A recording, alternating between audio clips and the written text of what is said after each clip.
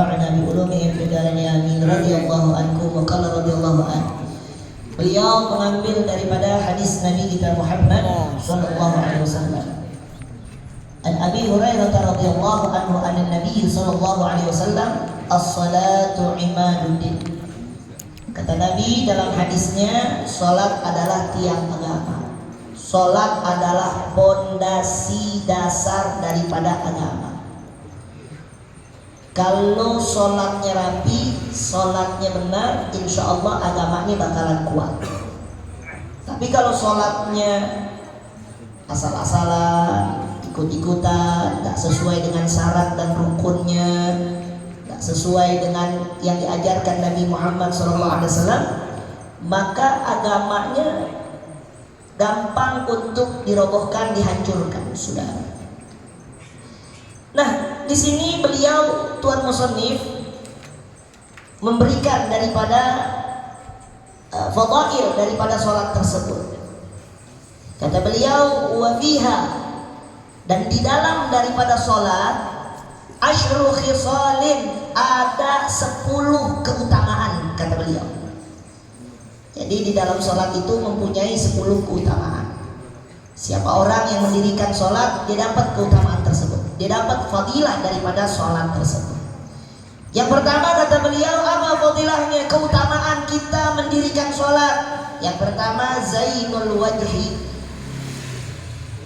wajahnya cerah, wajahnya terang.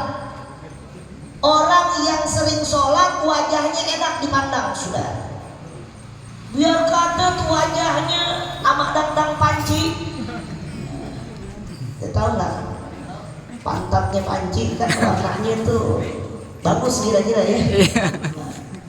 Tapi dia sholat, dia wudu, dia sholat, dia masya Allah luar biasa ibadahnya, enak dipandang nih saudara. Nggak ada orang wajahnya ganteng luar biasa, putih, bersih, tapi nggak pernah sholat, nggak pernah ibadah, nggak pernah sujud kepada Allah, tuh kita mandangnya nggak enak aja udah. Apalagi seorang ulama, seorang aulia mandang wajah yang kayak begitu, na'udzubillah, mungkin dipandangnya seperti kirdun. Tahu kirdun nggak? Nabi. Hah? Nyemot. Nah, mungkin bisa jadi begitu. Kenapa?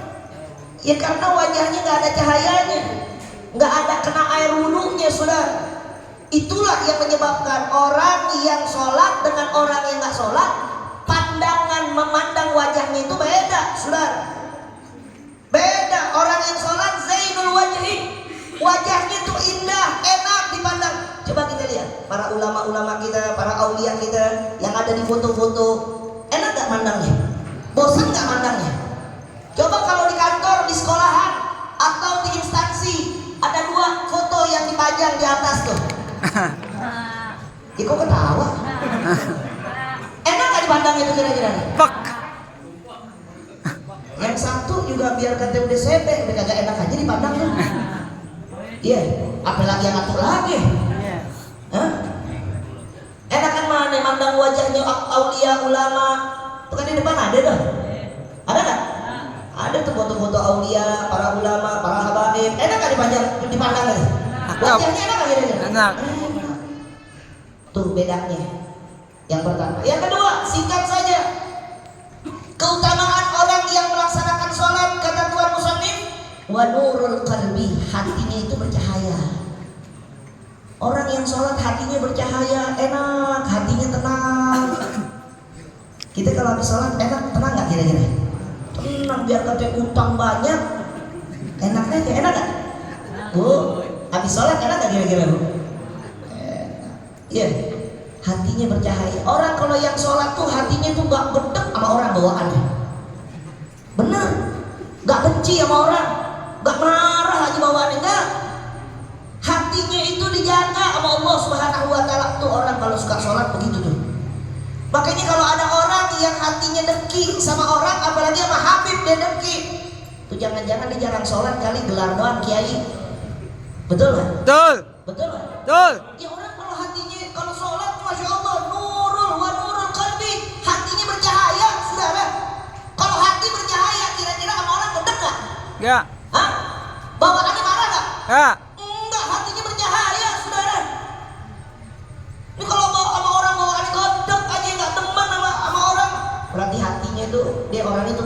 tuh berarti. Mungkin sholatnya kayak ayam ngeremin telur. Sekarang ngeremin, ntar besok kagak. Sekarang ngeremin, ntar besok kagak. Nanti bener nih. Ya, itu yang kedua. Yang ketiga, orang yang sering melaksanakan sholat, fadilahnya keutamaannya warahatul badan, badannya sehat. Orang kalau sholat tuh asal bener aja sholatnya. Setiap gerakan dalam sholat itu tuh ada syifa, ada dawa. Ini kayak kita sujud. Itu kalau sujudnya bener tuh, pala di bawah, pantat kita, dubur kita agak ke atas sedikit. Itu bisa mencegah daripada penyakit jantung. Kenapa? Karena sujud itu darah tuh jantung ngompak darah kita tuh masya Allah tuh cepet. Makanya orang yang sering sujud itu jantungnya bagus tuh. Sering-sering deh sujud. Insya Allah. Ya, cuman jangan lama-lama juga. Lama sujud mati lah kita. Ya. Sering aja sujud jangan lama-lama. Ya. Terus duduk di antara dua sujud tuh, kayak begini. Ini bisa apa nih? Ini bisa mencegah daripada ginjal. Asal benar duduknya. Jadi semua gerakan-gerakan sholat itu masya Allah. Kadang kita nggak tahu, nggak paham. Makanya itu kalau sholat jangan kayak dikejar-kejar setan. Ini sholat asal nugang ngumit. Apalagi sholat tarawih itu yang di Jawa tuh, PA. 20 rakaat 2 menit. Lu bayangin aja. Kalau yang asam urat nggak bisa berdiri lagi tuh orang. Jadi gerakannya tuh ada tumaninahnya. Kalau pakai tumaninah tuh enak, yang rapi. Nih rohah, badan kita tuh seneng, badan kita tuh apa? Sehat walafiat. Orang yang sholat begitu. Terus yang keempat, fadilah keutamaan orang yang sholat wa unsun fil qabri, akan menjadi teman nanti di dalam kubur. Itu amal sholat tuh. Ini amal sholat ini luar biasa, bisa memberatkan nanti di yaumul mizan. Amal puasa kalah, amal yang lain kalah. Amal sholat ini masya Allah bisa memberatkan timbangan kita nanti di yaumul mizan. Kok bisa kayak begitu? Ya, sholat ini adalah satu amal ibadah yang istimewa. Kenapa istimewa? Allah perintahkan kita buat puasa Ramadan, cukup malaikat Jibril diutus sama Allah untuk menyampaikan kepada Rasulullah. Begitu juga zakat fitrah, begitu juga yang lain. Tapi ketika sholat, Allah panggil Nabi Muhammad langsung menghadap Allah Subhanahu wa taala, yaitu Isra wal Mi'raj Nabi kita Muhammad. Allah saleh. Makanya istimewa di sholat. Dan yang pertama kali nanti ditanya di dalam kubur, awaluha ma yuhasabu fil qabri as-shalah. Yang pertama kali nanti ditanya dalam kubur sebelum man rabbuka, man nabiyuka, man imamuka, man kiblatuka, hal anta shalaita fid dunya, apakah engkau sholat di dunia? Yang jawab bukan mulut kita, tapi yang jawab adalah amal sholat kita. Silakan kita bohong sekarang. Ditanya udah sholat belum? Udah, padahal belum sholat. Enggak, Allah nggak rugi. Kita nggak sholat, nggak sujud, Allah nggak rugi buat kita. Yang jelas kita yang rugi nanti di hadapan Allah Subhanahu wa taala. Makanya ulama mengatakan dosa besar itu salah satunya ninggalin sholat itu dosa besar. Nabi yang mengatakan dalam hadisnya, man tariku shalah muta'amidan faqad kafara jiharan, kata Rasulullah. Atau kama qala Nabi sallallahu alaihi wasallam. Orang yang meninggalkan sholat dengan sengaja tanpa ada udzur, kafir dia terang-terangan, kata Nabi. Masya Allah. Makanya jangan kita tinggalin yang namanya sholat. Apa yang dikatakan Al Habib Muhammad Kiai Nur Zain tadi, masya Allah. Dan sholat itu bisa menguatkan iman kita. Makanya banyak tuh tadi beliau katakan, kenapa gampang dibayar dengan sembako, gampang ini keluar agamanya, dikorbankan agamanya demi sembako, demi harta, demi dunia. Kenapa? Karena tadi imannya lemah. Kok bisa imannya lemah, saudara? Karena dia tidak mendirikan yang namanya sholat. Dia nggak kerjain sholat. Nauzubillah wa na'udzubillah min dzalik. Lalu yang berikutnya, yang berapa tuh? 5. Alhamdulillah pada nyata. Yang kelima, fadhilnya sholat wa manzilur rahmah, akan menurunkan daripada rahmatnya Allah Subhanahu wa taala, kasih sayangnya Allah. Jadi kalau kita mau mendapatkan rahmat Allah, kasih sayang Allah, sholat, ibadah, sholat, sujud kepada Allah, di situ tempat kasih sayangnya Allah buat kita. Allah memberikan rahmatnya ketika kita lagi sholat. Makanya kalau sholat itu jangan buru-buru. Itu tempat komunikasi komunikasi kita kepada Allah Subhanahu wa taala. Kapan lagi kita bisa ngobrol sama Allah? Pas sholat itu waktu kita bisa ngobrol sama Allah. Ini kagak. Assalamualaikum warahmatullahi wabarakatuh. Assalamualaikum warahmatullahi wabarakatuh. Langsung cabut. Allahumma lantas jalan. Allahumma antas salam. Bukan Allahumma lantas jalan, Pak. Langsung buru-buru. Sampai kelar sholat terus semua sampai rumah berebutan repot sama emaknya. Jangan kayak begitu. Ya. Terus yang keenam apa? Yang keenam fadilahnya sholat wa miftahus sama, pembukanya langit sudah. Makanya dikatakan afdol itu afdol doa ba'da sholat. Paling afdolnya doa setelah sholat. Tuh kalau pengen doa kita cepat dijabah sama Allah, sholat. Sholat hajat, sholat istikharah, sholat itu bisa membuka pintu langit. Masya Allah. Di Indonesia ini nggak ada makom ijabah. Biarkan ente berdoa di depan makomnya Habib Hussein luar Batang, Habib Abdullah bin Hussein Atos, itu bukan makom ijabah. Tapi kalau di Mekah, di Madinah, itu banyak makom ijabah, tempat-tempat diijabahnya doa. Di Hijr Ismail, makomnya Nabi Ibrahim, di Hajar Aswad, di Raudhah, itu makom ijabah. Di Indonesia nggak ada. Di Indonesia adanya waktul ijabah. Waktu diijabahnya doa kapan? Di majelis taklim, habis sholat, itu waktul ijabah. Baina khutbatain, di antara dua khutbah. Khotib pertama turun, si Bilal tuh, si muadzin baca sholawat, di situ kita minta kepada Allah. Itu waktu ijabah, waktu diijabahnya doa. Makanya kalau ada orang habis sholat dia langsung cabut, tuh orang kayaknya nggak punya permasalahan. Insyaallah. Iya. Padahal kita banyak nggak masalah? Banyak. Banyak nggak? Banyak. Banyak. Tuh balik ngomong apa deh? Banyak masalah. Makanya kalau banyak masalah minta sama Allah. Kita gunung kawi sama mbah. Waduh. Itu namanya Bahrul Murokab, bego susun. Ente kan punya Allah. Kita punya Allah. Punya Allah, minta sama siapa? Allah. Ud'uni astajib. Lakum. Berdoalah kalian kepadaku, niscaya doa kalian pasti aku kabulkan kepada Allah. Cuman ini ayat mesti ditafsirkan. Doa yang bagaimana dulu? Sholat kagak, ke masjid kagak, majelis taklim kagak. Minta sama Allah pengen diijabah, pengen didoa, ngaca. Lu punya kaca nggak di rumah? Sholat nggak pernah, jamaah nggak pernah, ngaji nggak pernah. Amal ulama tetap bawaannya. Yang kayak begini doanya mau dijabah, lu ngaca. Kalau nggak punya kebeliin dar. Nah begitu, doa yang dijabah itu yang takwa sama Allah, ibadah sama Allah, habis sholat, minta sama Allah, mohon, bangun tengah malam, tahajud, ngobrol sama Allah. Apa permasalahan kita? Pasti Allah berikan jalan keluarnya. Amin. Amin. Enggak, Allah nggak bakalan nggak kabulin. Kita mau minta apa? Dikasih sama Allah. Amin. Mau minta Mercedes Benz dikasih sama Allah. Mau minta rumah di Kemang, Pondok Indah dikasih. Tuh Ustaz Adi, Ustaz Alwi, Masya Allah. Ya, rumahnya sekarang, coba deh ke rumahnya. Tiap ke rumahnya beliau tuh Masya Allah, pulang diamplopin. Amplopin doang. Iya, minta sama Allah. Cuman, ada cumannya, Allah mantesin buat kita. Kira-kira nih orang gue kasih Alphard cocok kagak ya?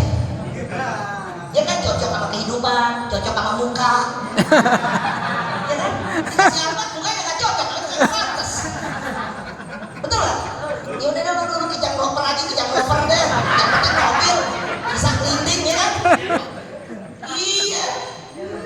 Bukan gak dijabah, cuman Allah mantesin buat kita. Ya kan kalau kejang loper berapa? Pajaknya tiap tahun murah, di bawah 1 juta, ya kan?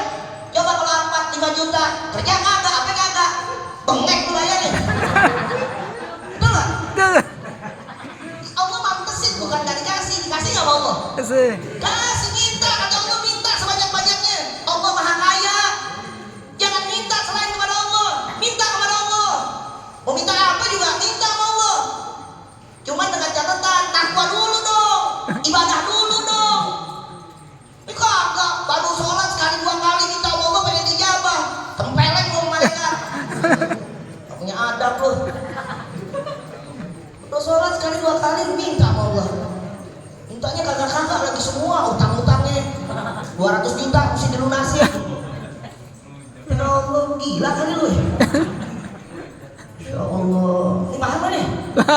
Jadi itu sholat buka tuh, langit tuh, masya Allah sholat.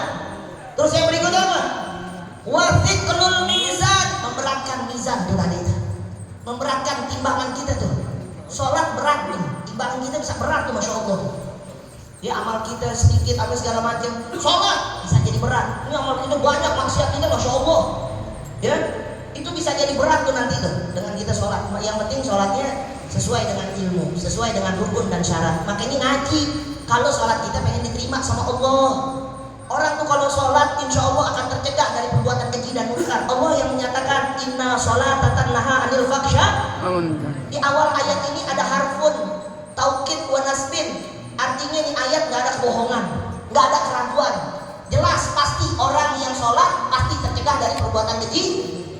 Timbul pertanyaan, Ustaz, dia sholatnya rajin, tapi main judinya rajin juga, nyekek botolnya rajin juga, tiap malam duduk di tempat togel rajin juga dia, nyari jablay juga rajin Ustaz.